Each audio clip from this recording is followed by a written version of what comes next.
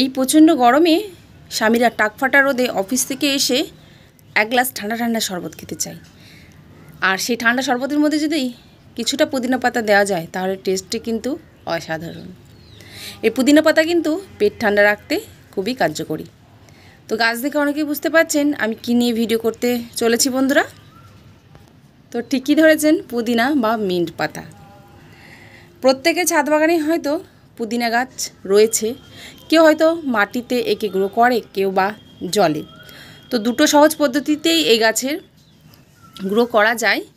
আর দেখুন, মাত্র 17 দিন হয়েছে 6টা কাটিংয়ের মাধ্যমে আমি কত সুন্দর চারা তৈরি করেছি। এত সুন্দর গাছও হওয়া সম্ভব, তার জন্যে দরকার হচ্ছে সঠিক মাটির মিডিয়া। নমস্কার বন্ধুরা, এসডি গ্রিন গার্ডেনে স্বাগত জানিয়ে শুরু করছি আজকের ভিডিও। আশা করছি সকলেই ভালো আছেন এবং অবশ্যই দেখছেন এসডি গ্রিন গার্ডেন চ্যানেল। আজকে বলবো এই পুদিনা গাছ সম্পর্কে কিছু কথা।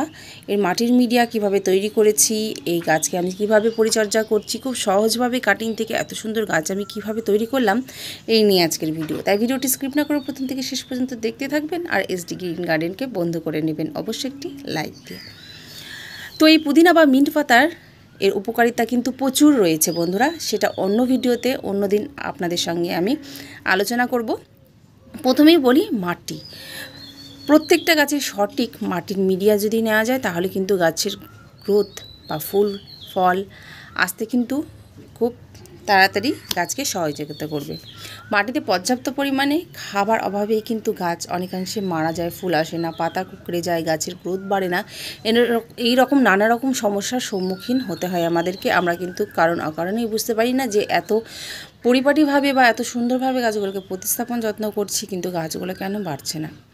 প্রথমত যেটা করতে হবে সেটা হচ্ছে পর্যাপ্ত পরিমাণে খাবারযুক্ত মাটি আমাদের নিতে হবে, সেটা অবশ্যই দোআঁশযুক্ত মাটি।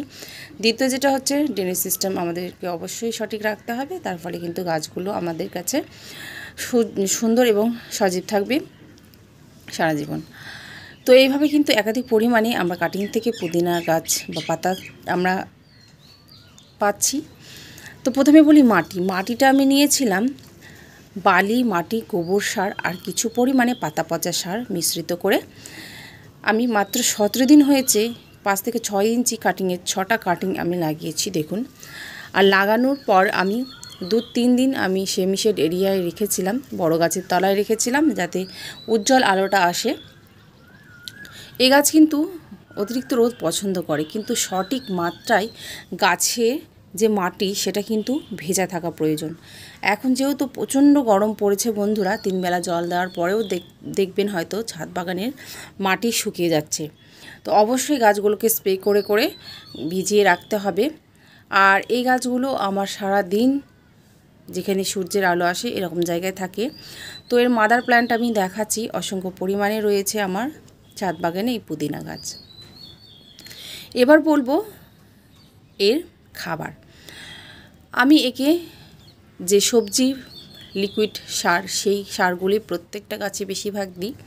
যেহেতু এখন গরমকাল পড়ছে তাই কোনো রকমের জৈব মিশ্রিত সার আমি দেবো না, যেমন হাড় গুঁড়ো, শিং চাচা এইরকম আমি সার গ্রীষ্মকালে খুব কম দিই কিছু কিছু গাছে, বাদ বাকি আমি যে তরল লিকুইড সার সেই গাছেই দিই। কারণ এত রোদে উত্তাপে সেই সারগুলো ডিকম্পোস্ট হতে অনেক দেরি হয়, শুকিয়ে যায়, যার ফলে লিকুইড সারটা দিলে সরাসরিভাবে গাছ মাটি থেকে পুষ্টি সংগ্রহ করতে পারে এবং গাছ থাকে সুন্দর এবং সজীব। এবার হলো পোকামাকড়। এর একটা পুদিনা পাতার একটা নিজস্ব ঘ্রাণ রয়েছে বা উগ্র একটা গন্ধ রয়েছে, যার জন্য কিন্তু কোনো রকম পোকামাকড় এই গাছে খুব একটা লাগে না। কিন্তু মাঝে মাঝে পাতা ছিদ্রকারী পোকাগুলোর আক্রমণ হতে পারে।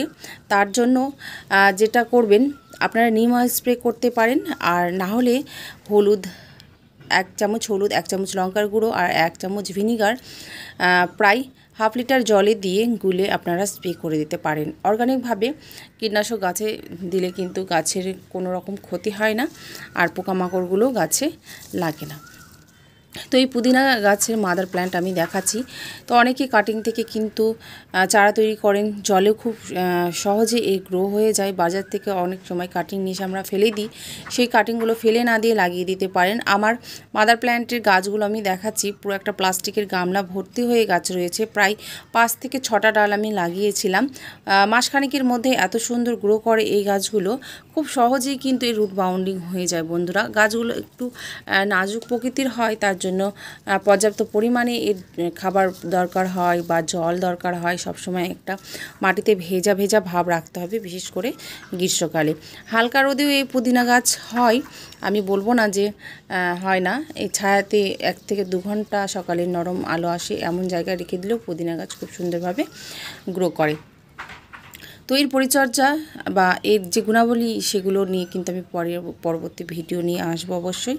আজকের ভিডিওটা কেমন লাগলো অবশ্যই কমেন্টের মাধ্যমে জানাবেন। আর পুদিনার কাটিং থেকেও কিন্তু একাধিক পরিমাণে পুদিনার চারা আপনারা তৈরি করতে পারেন।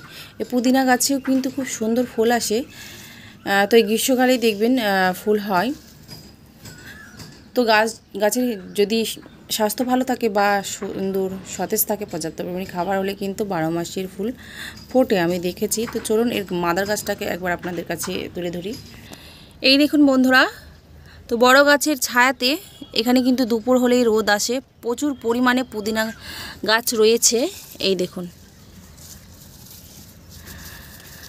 তো এইভাবে একটু শক্ত ধরনের কাটিংগুলো নিয়ে আপনারা কাটিং থেকে চারা তৈরি করতে পারেন। আর এই গাছগুলো আমি ছেটে দেবো, তার ফলে যেটা হবে গাছগুলো কিন্তু খুব ঝোপালো হবে। আর নতুন করে আবার হ্যাঙ্গিং পটে আমি এই পুদিনা গাছগুলোকে লাগাবো। তো আজকের ভিডিও কেমন লাগলো, আর নিশ্চয়ই আপনারাও পুদিনা গাছ আপনাদের ছাদ বাগানে রেখেছেন, আর এর উপকারিতা অবশ্যই ভিডিও আমি শেয়ার করবো। আজকে ভিডিও এখানে শেষ করছি, আবার দেখা হচ্ছে অন্য কোনো দিন অন্য ভিডিও নিয়ে। ততক্ষণের জন্য সকলেই ভালো থাকবেন, সুস্থ থাকবেন, গাছ লাগাবেন, প্রাণ বাঁচাবেন আর সবুজকে ভালোবাসবেন বন্ধুরা। সবাই অনেক ভালো থাকবেন, নমস্কার।